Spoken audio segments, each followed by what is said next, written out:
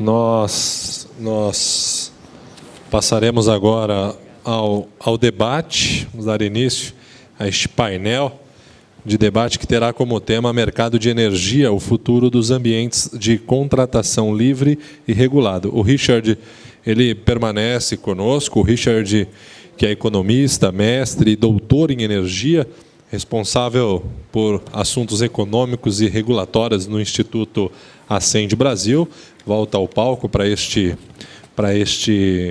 painel.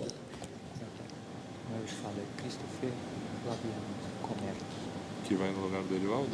Christopher Laviano. Ok. O professor Leonardo Nepomucemo, o consultor Paulo Borne, o professor Christopher também fará parte deste debate. Flaviano. E, claro, para moderar este debate, o senhor Cláudio Salles, presidente do Instituto do Ascend Brasil.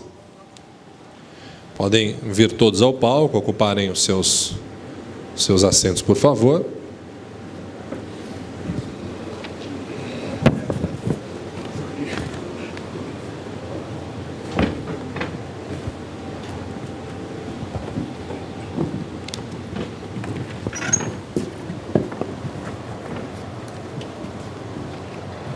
Tem a palavra, neste momento, o mediador do debate, presidente do Instituto Ascend Brasil, o senhor Cláudio Salles.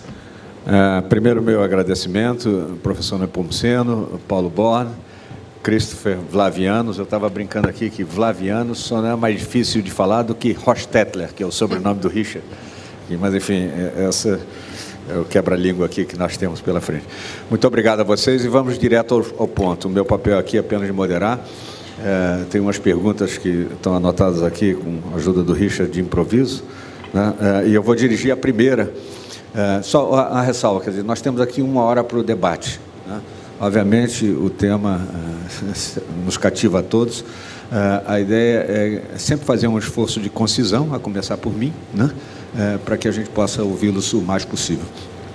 Então, começando com Paulo Borne, que os que já o conhecem sabem que ele trabalhou em geração de energia, em distribuição de energia, foi conselheiro da CCE, hoje é consultor de empresa, enfim, conhece o assunto, vive o assunto, e eu pergunto, Paulo, como você vê esse regime de cotas que foi introduzido a partir da medida provisória 579, para concessão de hidrelétricas, e quais seriam as consequências se esse regime for estendido para todas as hidrelétricas, aquelas cujas concessões venham a ser renovadas daqui para frente? Se eu pedir, posso só pedir aquela última apresentação do termo de referência, se puder colocar aquela tela que tem as 5 dimensões, as diferentes opções, acho que pode ajudar para o debate aqui. É o último slide da primeira apresentação de hoje.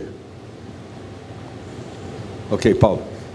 Bom, Cláudio, eu acho que, inclusive, esse tema foi tocado num paper ontem, né? Para quem esteve aqui na apresentação dos papers, o último paper apresentava uma proposta que foi mencionada como uma nova engenharia regulatória para a questão da renovação das concessões, né? Assim, em tese, eu concordo até com a abordagem dada por aquele paper. Eu acho que a gente tem o tratamento adotado por cotas, ele, a meu ver, endereça uma questão que é correta, que é da captura da renda econômica, né, das concessões já amortizadas, que como elas foram amortizadas pelos consumidores, eu acho que é absolutamente justo que os consumidores se beneficiem da energia das usinas já amortizadas.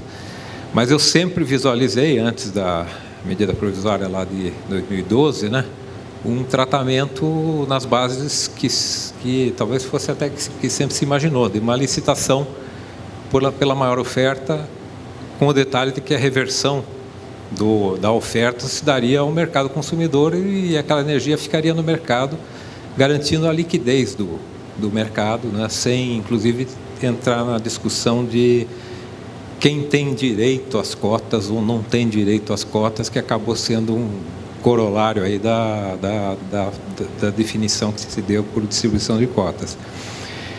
Eu acho que, inclusive, a medida provisória que saiu anteontem já deu uma abertura para distribuir a energia das cotas para de novas renovações que se façam no futuro parcialmente para o Mercado Livre. Mas fica sempre a questão que até ontem também foi mencionada no paper de trazer mais um assunto para a esfera de regulação econômica, de tarifa, né? E, no caso, até de definir qual é o teto da energia que pode ser destinado ao Mercado Livre, que é mais um parâmetro regulatório. Ou seja, a questão de simplesmente fazer leilões e trazer a renda econômica para beneficiar todo o mercado é a solução, para mim, mais trivial, mais simples e com o benefício de que você mantenha o mercado líquido, né? Ou seja, essa energia velha que, conforme o professor Vola que colocou aqui, talvez devesse se repensar a questão até da separação de energia velha e nova, mas essa energia das cotas ela é separada ainda da energia velha e você tem menos energia no mercado, menos liquidez no mercado. O apresentador de ontem até chamou de energia velhíssima, né? Ou seja, então você começa a segregar o mercado em muitas partes e a energia velha, que de alguma maneira é o colchão de liquidez, ele acaba cada vez menor. Então eu acho que é o tipo do problema que pelo menos comporta uma solução, uma modificação da solução que foi adotada, eu acho que é com alguma simplicidade. Eu acho que seria o caso de desviar do caminho adotado. Muito obrigado, Paulo. Apenas mais um lembrete. Eu tenho algumas perguntas, enfim, para complementar as apresentações que foram feitas, que vou estar endereçando aqui aos quatro, mas a plateia também continua, enfim, recebendo aí um incentivo de fazer perguntas, porque a gente terá tempo para isso. Por favor, anotem e as moças pegarão para que a gente continue fazendo as perguntas. A minha próxima é para o Christopher Vlavianos. E tem a ver com a ampliação da liberdade de escolha dos consumidores, enfim, de quem comprar energia. E a pergunta que benefícios e que riscos você veria de se ampliar essa liberdade de escolha para os consumidores?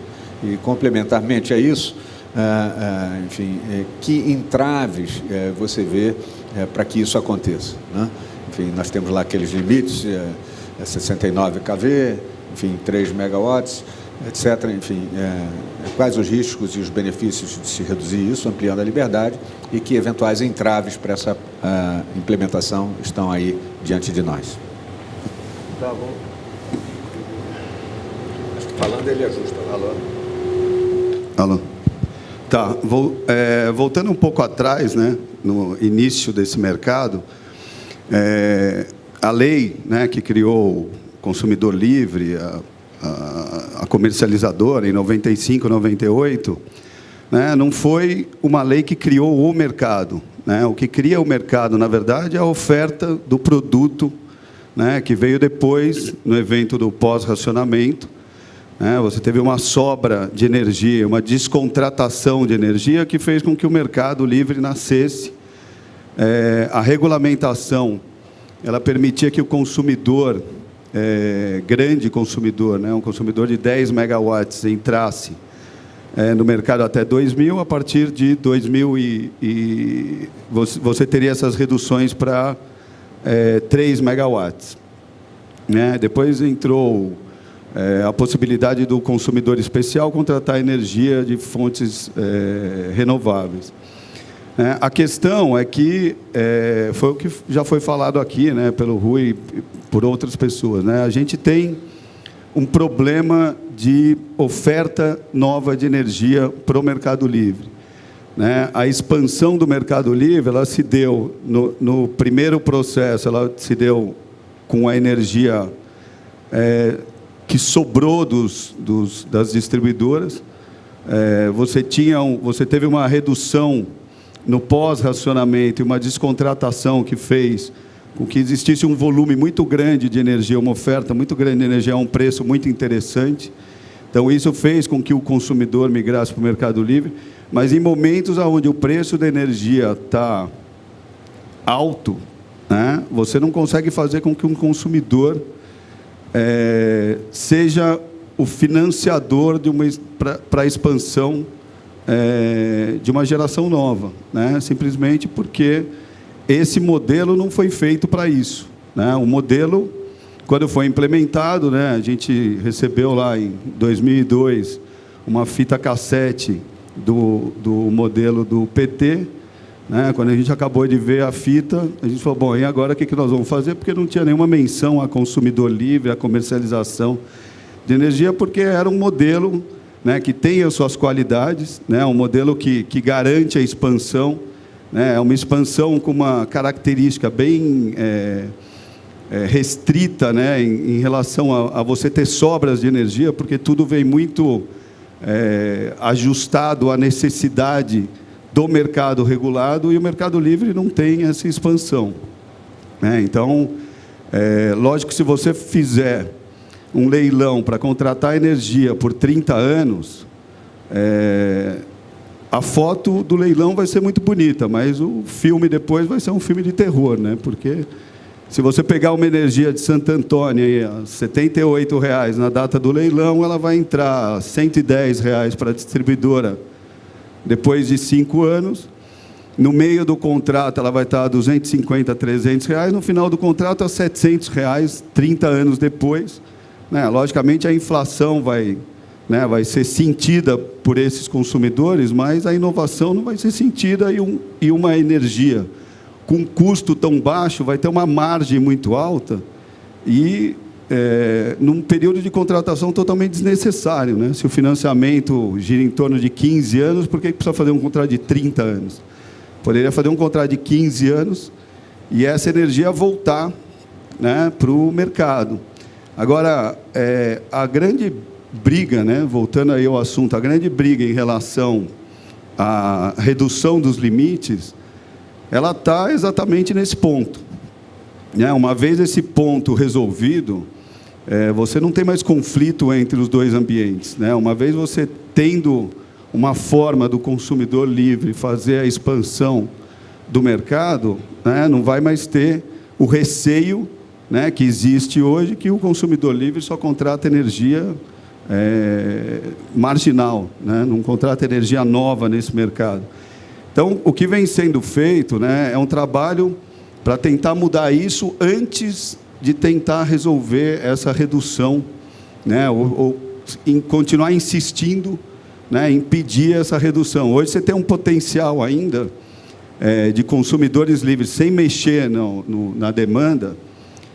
Você tem um potencial aí de 9 a 10 mil megawatts, né, de uma quantidade muito grande de consumidores, que chega a 20 mil consumidores que poderiam estar migrando para o mercado sem mexer nos limites de tensão e demanda.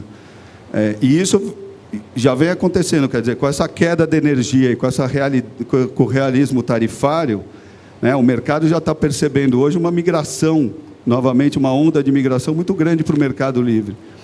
Então, o consumidor ele faz esse movimento quando a oferta de energia e o preço da energia está competitivo em relação à tarifa cativa, mas em situações, né, e na situação de tentar expandir, de tentar ajudar a expandir esse mercado, você não tem esse mecanismo, simplesmente porque você não consegue fazer com que o consumidor livre tenha essa mesma relação contratual que hoje é exigida para o financiamento, né, de novos projetos. Então, o Luiz, também, a gente tem feito um trabalho lá no BNDES, né, a PSR tem ajudado muito nesse sentido, né, da gente tentar fazer com que, primeiro, a cabeça do banco mude, né, em relação ao que é energia descontratada, né? Energia descontratada para o banco é uma negociação a PLD mínima, onde ela precifica no PLD mínimo, quer dizer, não tem projeto nenhum que pare de pé,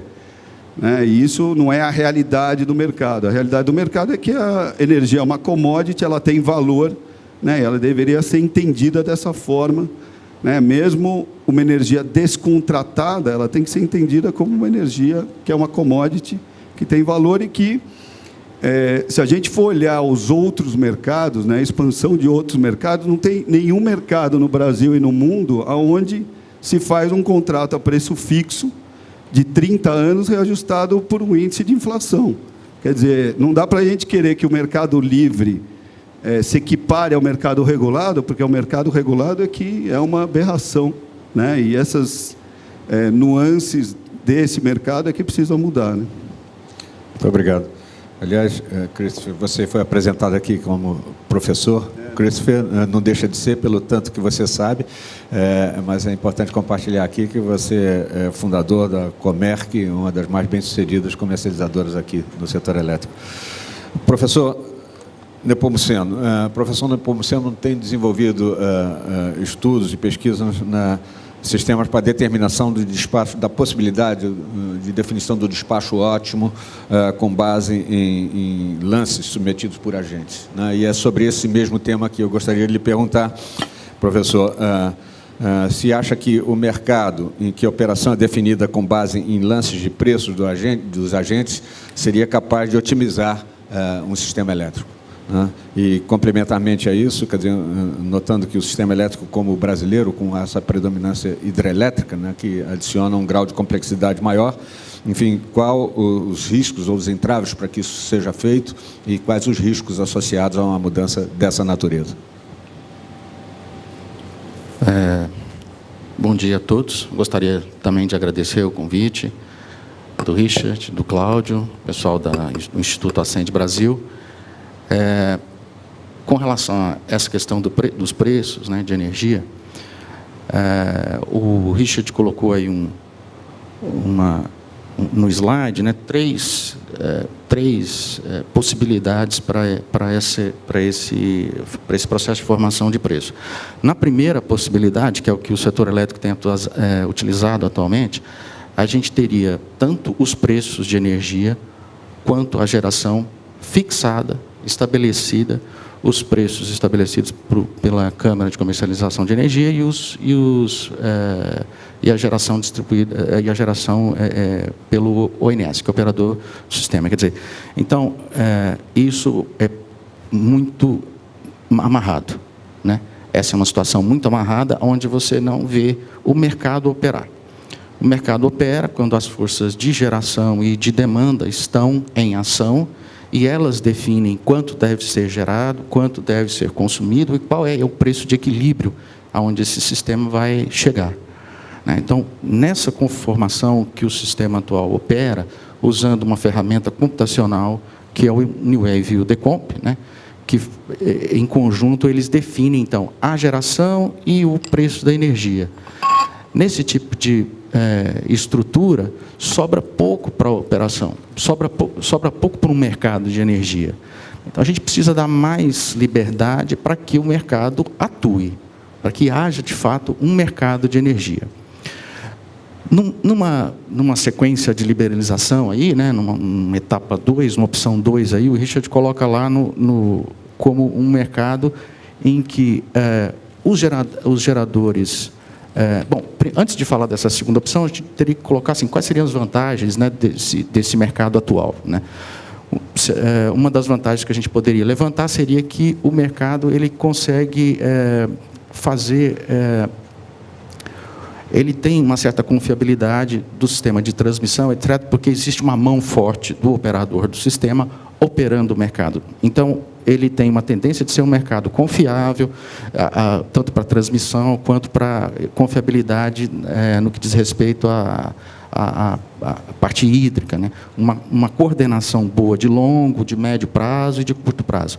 Isso tudo tem que ser visto pelo operador do sistema, e a gente não vai ser ingênuo de achar que as concessionárias e nem as distribuidoras, nem as companhias geradoras vão estar preocupadas com o atendimento e a segurança do sistema. Na verdade, elas estão interessadas em maximizar seus lucros, e os consumidores estão querendo comprar energia mais barata, né?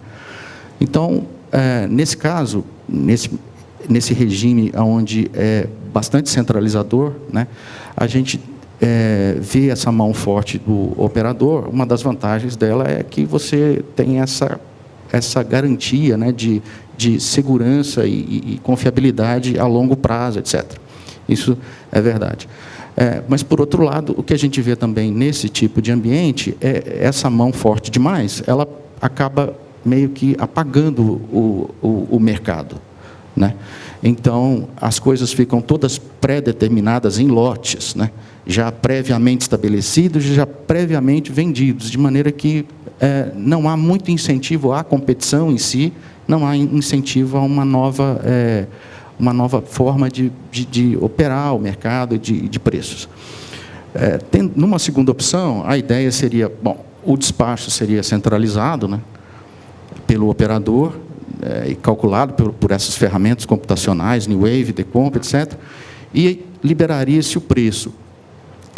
O professor Frank Volok falou aqui com relação à aderência entre o modelo matemático e a ferramenta matemática que é utilizada para cálculo de preços e a realidade, certo?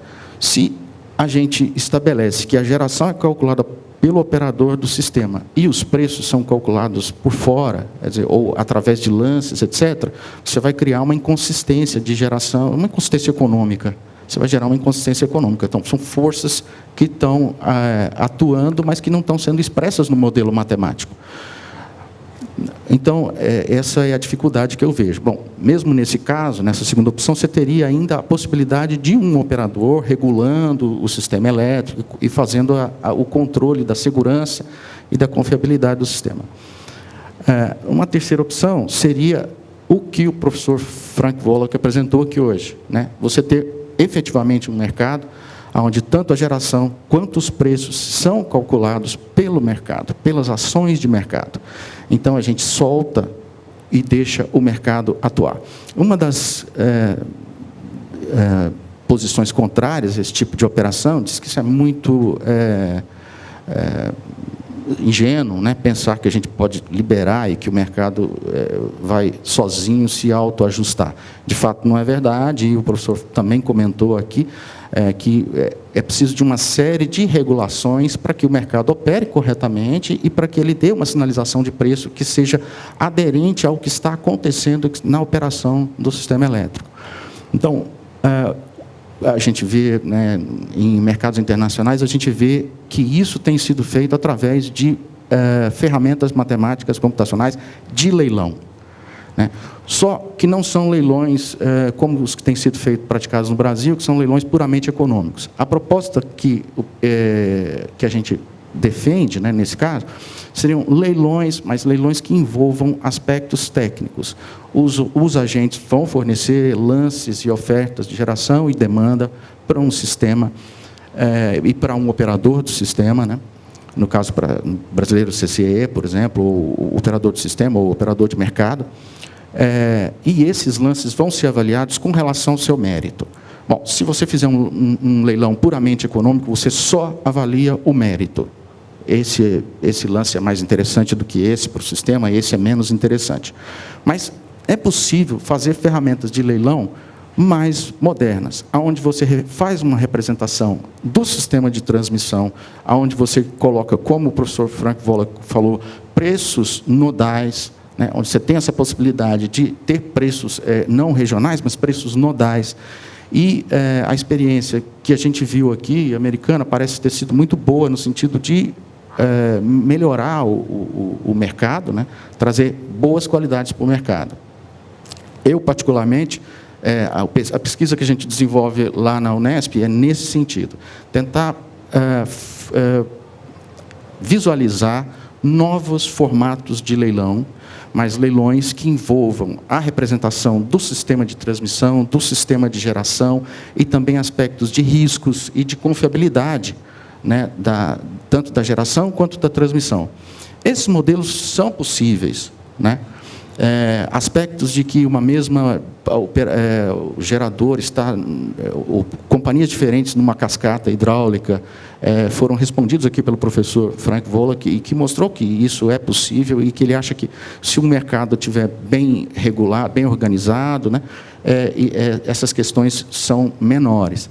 Então, como a gente está falando de futuro nesse painel, né, aqui, eu acho que o Brasil deveria realmente passar a considerar como uma possibilidade, né, estabelecer, de fato, um mercado que seja não amarrado. Né? A gente vê na literatura, em alguns trabalhos, onde você vê tight pool. Né?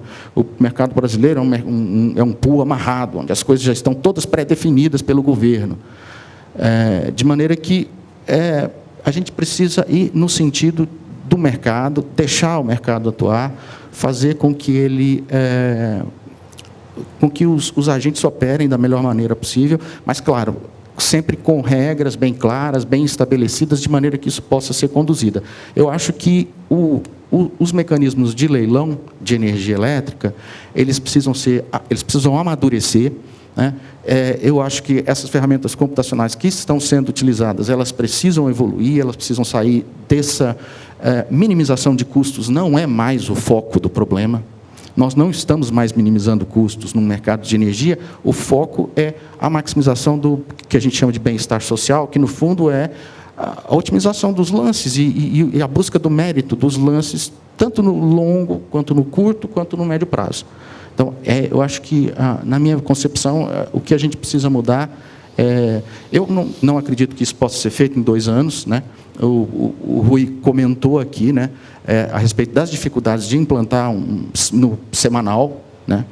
Fazer uma contabilização semanal já é complicado. A gente teria que passar a fazer uma contabilização horária, como é feita, né, nesses outros países, onde esses mercados tiveram êxito. Então, tecnologicamente, talvez a gente não esteja ainda preparado e talvez ainda falte muito para que a gente atinja esse nível de maturidade, como o Rui colocou aqui. Mas, como uma perspectiva de futuro, eu acho que a gente tem que considerar isso de uma maneira mais efetiva. Luciano, muito obrigado. E fico até feliz de ouvir do senhor essas recomendações sobre os leilões. No Instituto, nós publicamos white papers sobre temas relevantes. Um deles, se não me engano, o número 7, tratou de leilões, onde nós apontávamos exatamente isso, quer dizer, ter que evoluir os mecanismos dos leilões para que, de alguma maneira, se valorizasse os atributos, não apenas, enfim, a menor tarifa, né, mas valorizasse os atributos que são, de fato, relevantes para a operação do sistema. Né? Eu quero voltar rapidamente ao Christopher. Você, Christopher, na sua fala, você tangenciou essa pergunta que eu vou fazer aqui, mas eu queria fazê-la de forma bem objetiva, ver se dá para ter uma resposta curtinha. Sobre a segregação de energia existente e energia nova. Enfim, a sua análise ou sua crítica em relação a essa segregação e, junto com isso, saber da possibilidade de, enfim, unificar o mercado, abrir os leilões para todos os agentes, quer dizer, unificando energia nova e energia existente, esse tipo de unificação e abertura dos leilões para todos os agentes. Uma palavra sua sobre isso. Isso a gente viu em alguns casos que ocorreram no passado, né? O exemplo de Jirau e Santo Antônio, onde 30% da energia foi destinada para o mercado livre. No contexto daquela época, o que você tinha era um preço no mercado livre que era o dobro do preço do mercado regulado. Quer dizer, o leilão estava saindo lá a R$70, você tinha expectativa dos empreendedores que iam vender essa energia no mercado livre a R$140, R$145, e foi mais ou menos o que foi feito ali por em alguns contratos. É lógico, né? Continua o mesmo problema do contrato de longo prazo. Quer dizer, essa energia destinada para o mercado livre, ela também vai fazer parte dos recebíveis desse empreendedor que vai precisar de financiamento e que está contando com um PPA de longo prazo. E esse PPA de longo prazo não vai vir do mercado livre dentro do mesmo contexto do mercado regulado. Então, e isso, na verdade, só seria direcionado para o mercado livre se a vantagem financeira econômica fosse muito grande, né? Que foi o que aconteceu no passado. E essa distorção hoje não tem mais, né? Essa distorção diminuiu, né? O mercado livre continua se expandindo com sobra de energia. Quer dizer, isso segue essa dificuldade, quer dizer, você liberar um pedaço dessa energia para o mercado livre, mas não só liberar, né? Precisa viabilizar, precisa ver quem que vai contratar essa energia, como é que essa energia vai ser colocada no mercado livre. Esse é o grande problema, né? A relação entre mercado livre e mercado regulado, ela existe unilateral, né? Quer dizer, você tem uma via só. é o mercado livre vendendo energia para o mercado regulado num leilão de ajuste. Quer dizer, você tem aí as distribuidoras contratando energia. A gente teve, há um mês e pouco atrás, numa reunião com o ministro, como a Bracel, né? A minha função na Bracel, eu sou um dos conselheiros da Bracel, e a minha função lá é a expansão da liquidez, a expansão da energia no mercado livre. Uma das ideias que a gente colocou lá foi exatamente a distribuidora poder também vender sobra de energia para o mercado livre, né? Se a distribuidora tiver uma redução de carga, ao invés dela ficar liquidando aquela energia no PLD, no curto prazo, sem saber exatamente qual que vai ser a receita dela ao longo dos meses, ela poderia colocar essa energia em leilão, né, da forma inversa, e o mercado livre ir lá e contratar essa energia. Quer dizer, toda energia que é liquidada no PLD, ela diminui liquidez, né? Então, seria uma forma da gente começar aí uma relação entre o mercado, também o mercado regulado e o mercado livre. Obrigado. Richard, estou vendo você anotando coisas. Enfim, sinta-se à vontade, você tem todo o direito de intervir aqui, sempre que quiser. Mas eu queria voltar rapidamente ao professor Nepomuceno, né? Só para fazer uma pergunta sobre a implementação. O professor Ola, que já falou sobre isso, aqueles 2 anos, você mesmo mencionou, mas supondo que a gente vai introduzir, enfim, de alguma maneira, lance de preço e tal, você teria alguma medida que você destaca a ser implementada de imediato? Enfim, qual o caminho para se chegar a isso? 1 ou 2 medidas que deveriam ser implementadas de imediato para que se conseguisse fazer essa transição? Agora, no curto prazo, se fala assim. Claro. Quer dizer, que a gente vai fazer uma transição. Pelo que eu estou entendendo, a manifestação de vários, sua inclusive, é que, enfim, é possível, é desejável em certa medida, mas leva tempo, é complexo, tem que fazer sistema em paralelo, etc. Mas só para materializar o exemplo, quer dizer, enfim, digamos que a gente vai nesse caminho, o que a gente já deveria estar fazendo ou começar a fazer?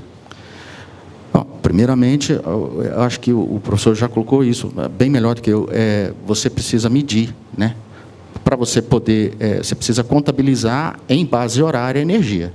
É o mínimo necessário. Aí, essa contabilização é um aspecto técnico que precisa evoluir para que a gente consiga fazer uma medição em base horária, uma contabilização em base horária para saber exatamente, efetivamente, o que está sendo consumido, o que está sendo demandado de cada, né, para que a gente possa contabilizar e fechar esse mercado de alguma forma.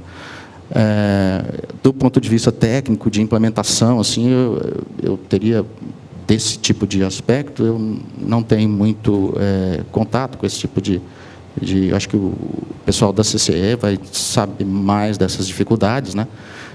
Mas, enfim, a primeira coisa é o sistema de informação, né, em que você tenha a possibilidade de ter essas informações em base horária, para que você pudesse ter, então, lances num dia anterior, né? A estrutura de mercado do dia seguinte, o mercado geralmente é fechado 24 horas antes, meio-dia, por exemplo, para o dia de amanhã. Então, os lances são todos dados hoje e amanhã isso vai ser, pode ou não ser efetivado, né, dependendo do que acontecer, né? Mas os contratos já estão previamente fechados, então eles são contratos firmes. E as descontratações vão ser punidas de acordo com alguma regra que o mercado for estabelecer. Mas eu acho que essa transição, eu não vejo ela em 2 anos, assim, né, como o Volok colocou no Brasil, né, na estrutura que a gente tem no Brasil. Talvez isso tenha acontecido, ele citou que um dos mercados nos Estados Unidos fez essa transição de mercado baseado em custo para mercado baseado em lance, né, minimização de custos e minimização de lances. E que essa transição foi feita em um dos estados americanos, eu não lembro qual agora que ele falou. Isso foi feito com talvez ele tenha tomado como base esses 2 anos aí naquele mercado, mas acho que aqui no Brasil talvez as coisas demorem um pouco mais, né, para acontecer. Mas o mais importante, eu acho, disso tudo, é assim, a consciência da necessidade de a gente chegar nesse ambiente, né?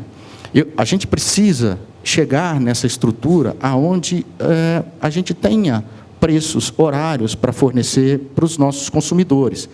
e para que os nossos consumidores saibam exatamente o que eles estão consumindo, o produto que eles estão consumindo, quanto é que está custando exatamente, né, esse produto. Então, a gente precisa passar dessa fase, nós precisamos caminhar, porque senão o mercado não vai evoluir, né? Não adianta nada colocar um medidor inteligente na nossa casa e colocar lá preços fictícios, hora a hora. Certo? Para que serve isso? Se o preço não refletir exatamente a operação do setor elétrico naquela hora, naquele dia, naquela hora, para que um medidor inteligente nas casas? Então, para que a gente possa passar para uma fase seguinte, onde você tem smart grids, onde você tenha sistemas inteligentes, medidores inteligentes nas casas das pessoas, e que os consumidores possam efetivamente optar por pela compra da energia, né? A gente precisa dar esse passo, né? Eu achei interessante que o Rui colocou que já fazendo a contabilização semanal, pelo menos, isso já é um passo. A CCE está preocupada, a gente percebe, com esse tipo de implementação. Ela está preocupada, quer dizer, já vamos fazer uma contabilização semanal e vamos tender a uma contabilização, talvez, quem sabe, diária no futuro, né? Mas, para isso, tem uma série de entraves aí, sim, tecnológicos. Então, o meu primeiro passo seria tentar verificar como é que estão, né, o aspecto tecnológico e a infraestrutura tecnológica, se ela é possível de ser implementada, para que a gente tenha essas informações para os agentes, para que eles possam tomar as decisões deles, né? Então, acho que mais ou menos essa seria a ideia. Muito obrigado. Eu tenho uma pergunta agora, eu queria mudar um pouco o tema para a questão da distribuidora, mas antes, deixa eu fazer um teste aqui, bem rapidinho. Eu estou entendendo que, obviamente, cada um observando riscos, dificuldades, etc., mas uma tendência de que todos vocês acham, vou fazer a afirmação, e a minha pergunta é para saber se temos uma unanimidade aqui, Richard, inclusive, ou não. Que todos aqui, vocês quatro, estariam achando que nós devemos sim perseguir uma mudança para que você tenha lance de preço na formação de mercado. Isso é unânime? A gente pode considerar aqui um milestone? É unânime? Isso realmente deve ser perseguido? O Brasil deve evoluir para isso? Sim ou não? Vamos lá, começando pelo professor Nepomuceno. Sim. Paulo. Bom, por tudo que eu já coloquei aqui, essa eu acho que é uma meta que a gente devia perseguir para o futuro, né, para uma melhor operação do mercado e do setor elétrico também. Paulo. Fala que eles ajustam.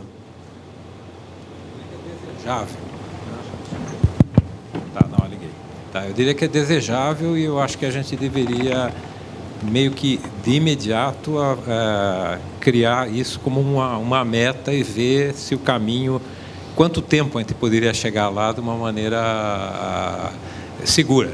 Então já temos uma unanimidade de 2. Vamos lá. Christopher.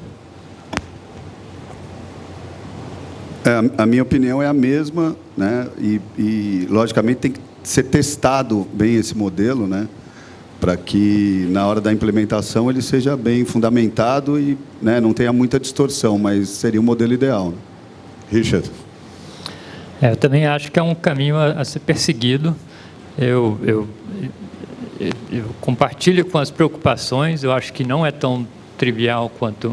Bem, nenhum lugar é trivial, mas eu acho que em sistemas térmicos é mais simples, porque a variação de preços tem um padrão regular, é mais previsível, enquanto no Brasil a gente pode passar anos a fio com preços muito baixos, com ampla hidrologia.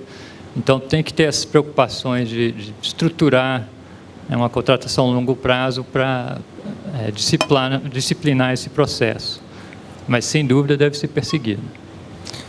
Bacana. Temos unanimidade aqui, né? Temos unanimidade. Faltou o Cláudio.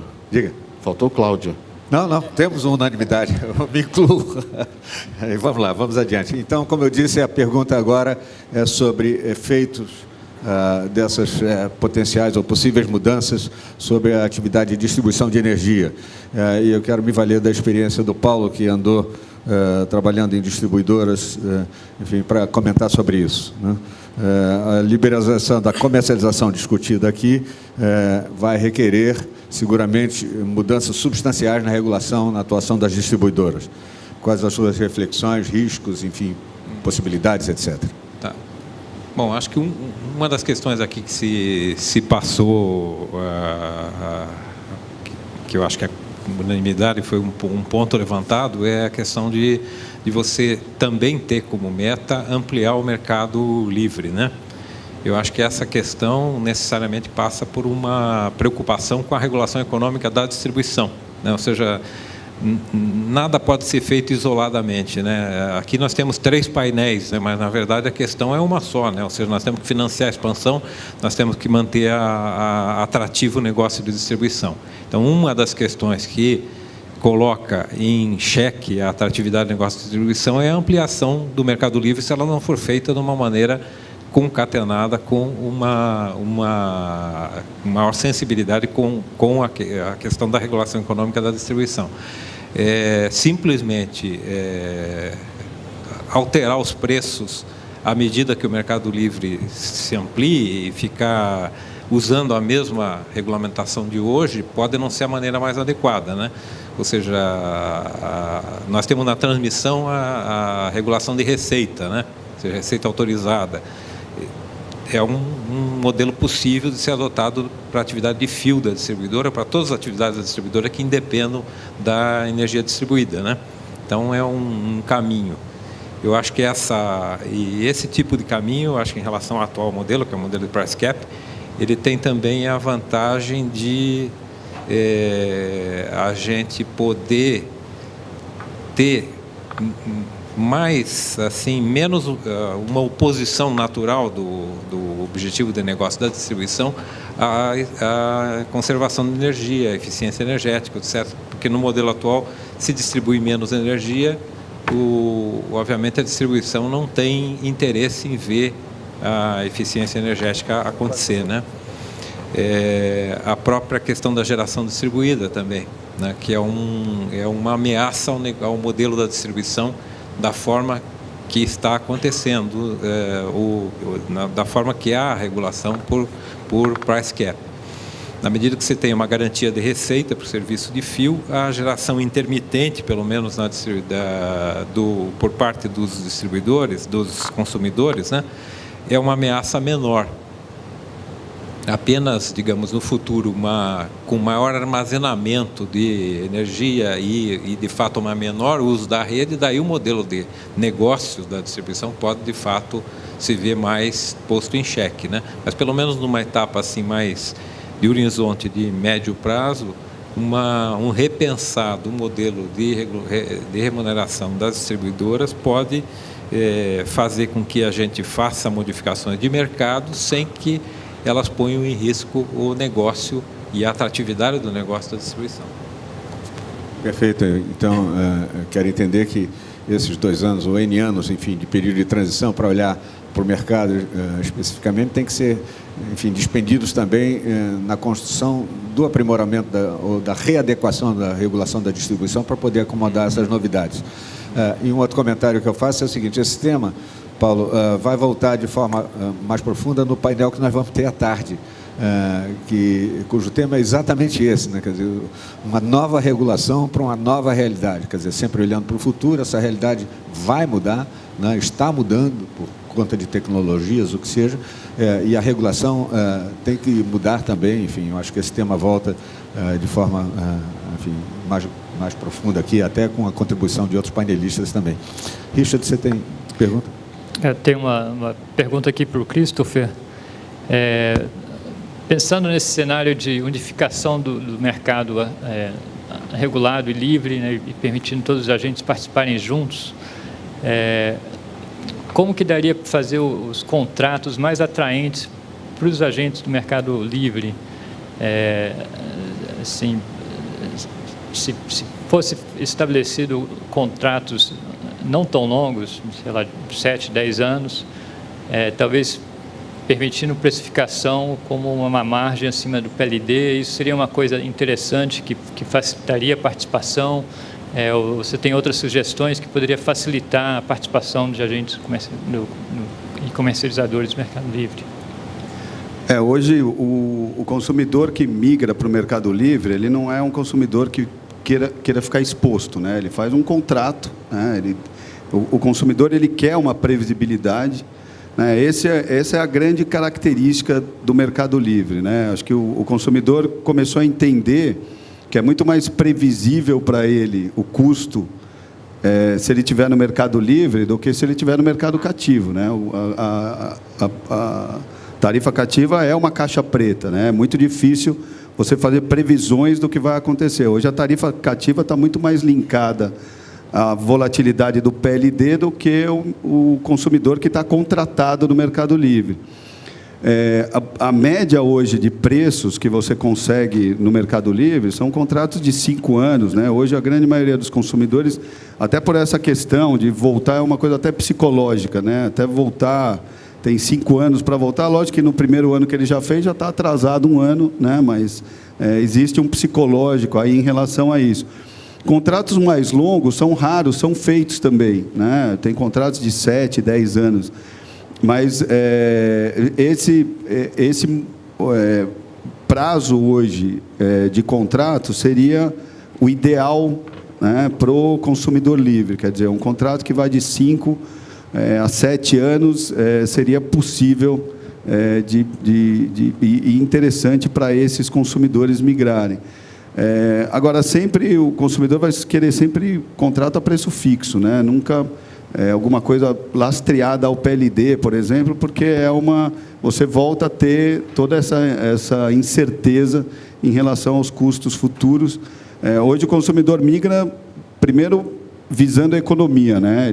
O primeiro movimento de migração que ele faz é porque ele vai ter uma redução de custos. Existem até raros consumidores que acabam comprando um pouco mais caro porque é energia renovável, porque quer mostrar, né, que está produzindo com energia renovável, mas o grande incentivo para o consumidor migrar é a economia, é essa previsibilidade que ele tem no futuro, e ele sabe também que se ele fizer um contrato muito longo, ele vai sofrer com a indexação, né, ele vai ficar engessado, né, e hoje até a questão do volume hoje que é contratado, né, as previsões futuras de consumo das empresas está muito instável, né?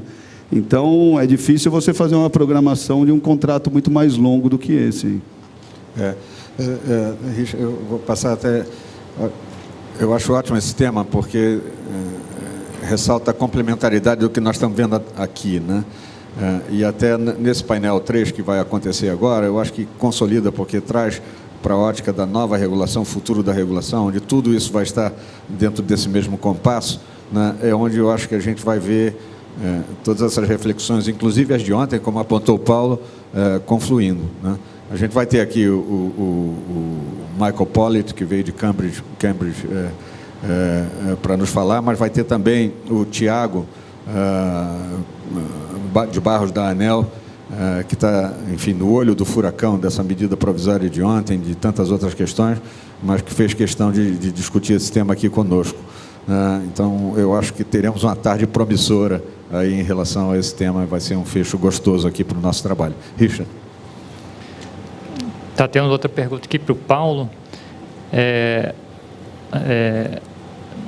Nesse cenário se formos para o mercado de lances de preço para definir tanto a oferta como a precificação, isso implica na abolição do mercado, no mecanismo de realocação de energia, né, o MRE.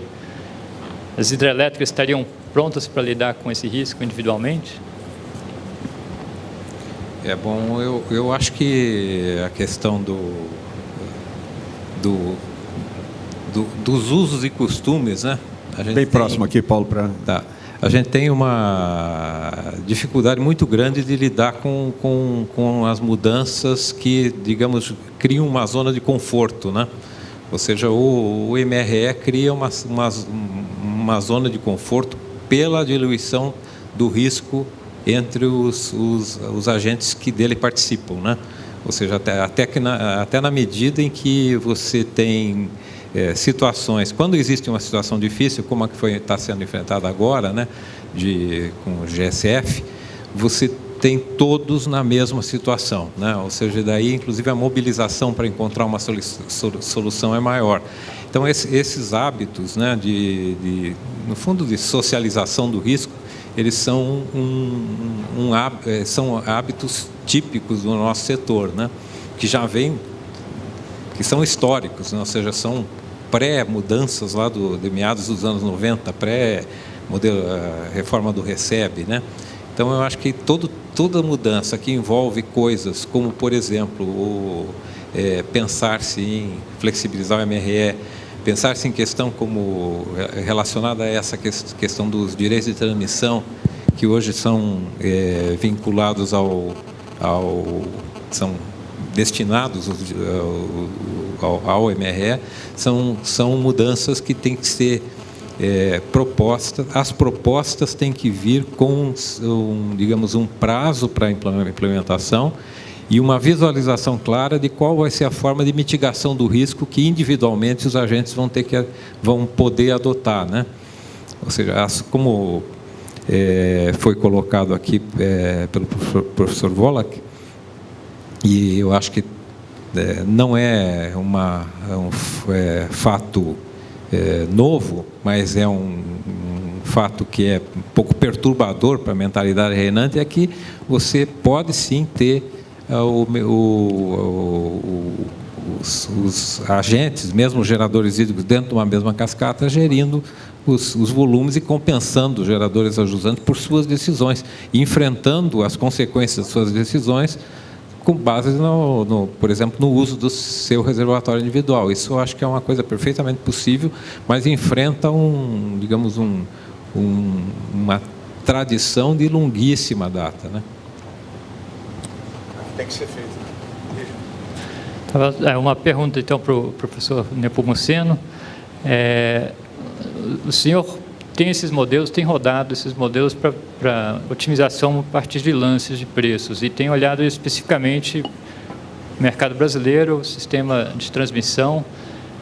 Na apresentação do Wallach, ele falou da questão de tem mercados que a rede de transmissão é bem robusta e que o sistema de nodal funciona bem. Aliás, o sistema zonal funciona bem, mas em qualquer cenário o nodal funcionaria bem. Na sua perspectiva, nas simulações que o senhor fez, o Brasil precisaria um sistema de precificação nodal, ou não necessariamente, ou é desejável? Quais as suas conclusões?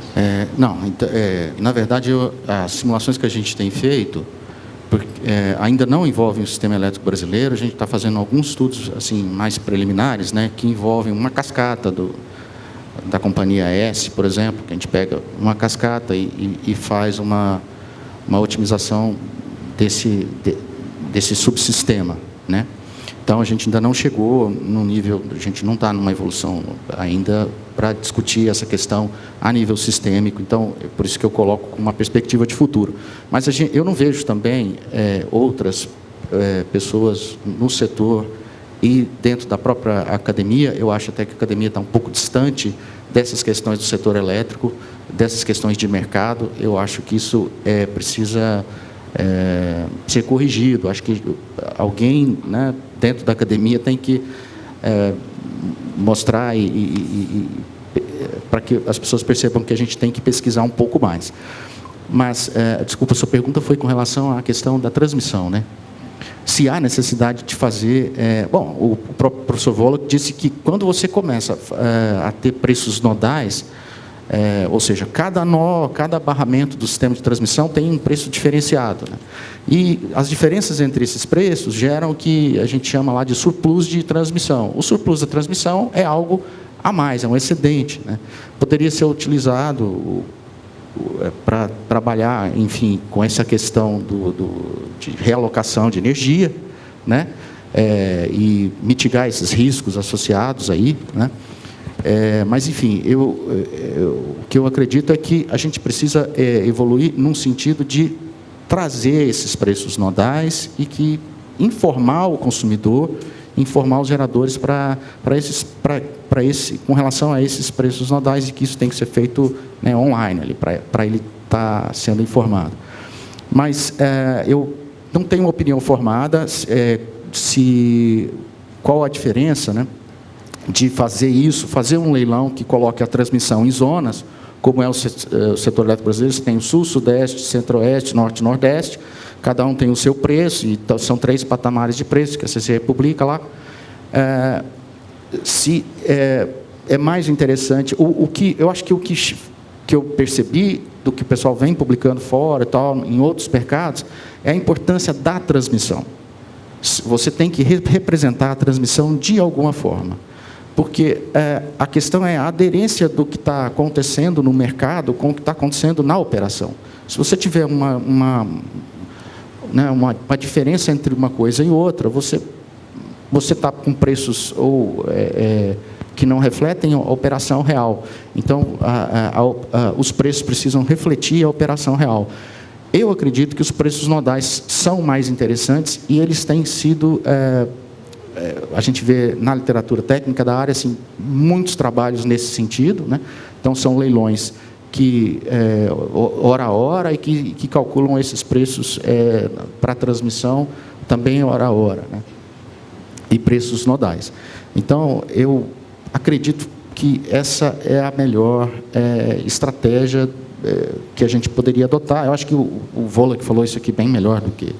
Muito obrigado. E, lamentavelmente, vou ter que interromper. Estamos aqui quase na bucha, estamos com 3 minutos somente de atraso, mas com um agradecimento muito especial, professor Nepomuceno, Paulo Born, Christopher e Richard também.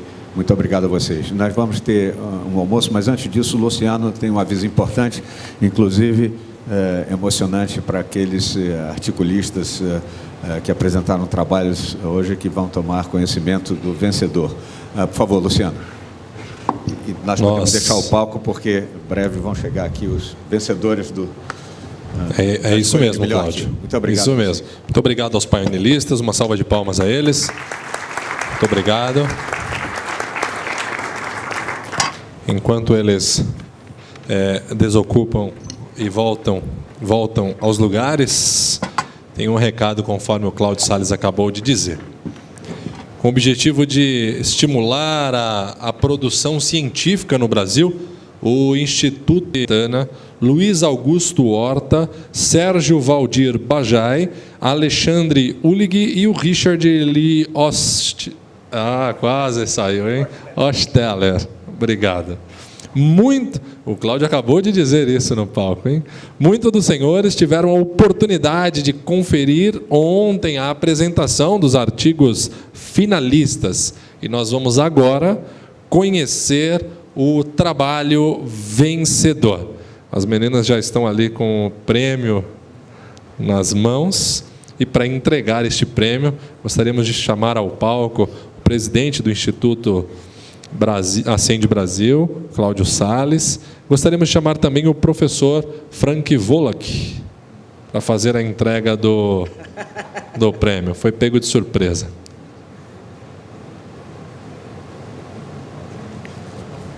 Suba aqui, por favor. E para fazer o anúncio, Cláudio Salles. Professor Volek, it's just because it's an honor, certainly for the young articulous to have you here together with me delivering the prize, which is 10,000 reais for the winner, who is, they don't know yet, para o vencedor que são os autores do trabalho Novas modalidades tarifárias para os consumidores do Grupo B e seus impactos na expansão dos sistemas de distribuição. Elaborado por Lorena Cardoso Borges dos Santos, da empresa CPFL Energia, Carlos de Oliveira, da empresa Diamond, Cristiano da Silva Silveira, da empresa Diamond, e Mauro Manuel Machado, da empresa Diamond. Por favor, venham ao palco e parabéns a vocês.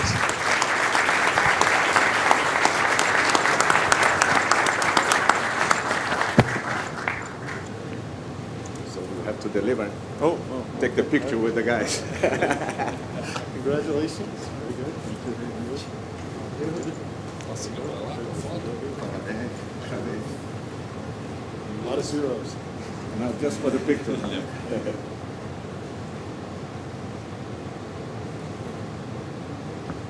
Now it belongs to them.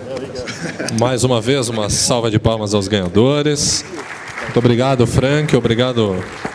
Obrigado, Cláudio. Muito obrigado a todos. Enfim. Nós vamos fazer agora uma pausa para o almoço. e retornaremos pontualmente às 14 horas para assistirmos ao painel 3. O almoço será servido aqui ao lado, quem não estava ontem, na sala 1 e 2, aqui ao lado. Saindo do auditório, vire à direita. Obrigado, tenham todos um ótimo almoço.